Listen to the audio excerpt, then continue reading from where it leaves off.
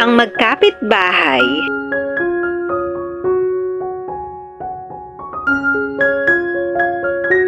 Sa isang nayon ay mayroong magsasaka ang naghahanap ng mapagkukunan ng tubig para sa kanyang sakahan at mga alagang hayop.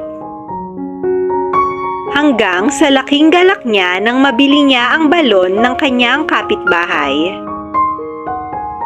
Gayunpaman, ang kanyang kapitbahay ay tuso at gahaman at may masama itong pinaplano. Kinaumagahan ay dumating ang magsasaka upang umigib ng tubig sa kanyang balon. Ngunit ayaw pumayag ng kapitbahay. Nang tanungin ng magsasaka kung bakit, ay sumagot ang kapitbahay. Ibinenta ko sa iyo ang balon, ngunit hindi ang tubig. Nataranta ang magsasaka. Kaya't nagpunta siya sa kapitan ng kanilang nayon upang humingi ng tulong at hustisya. Ipinaliwanag niya ang mga pangyayari.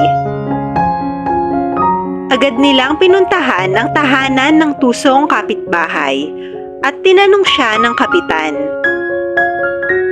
Bakit hindi mo hayaan ng magsasaka na kumuha ng tubig sa balon? Hindi ba't ibinenta mo na ang balon sa kanya? Sumagot ang kapitbahay. Ibinenta ko nga sa kanya ang balon, ngunit hindi ang tubig sa loob nito, kaya wala siyang karapatan na sumalok ng tubig sa loob ng balon. Nagsalitang muli ang kapitan.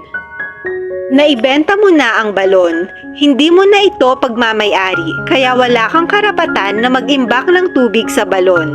Kung gusto mo ay magbayad ka ng renta sa magsasaka, o di kaya ay ilabas mo ngayon din yung tubig mo at huwag mo na siyang guguluhin.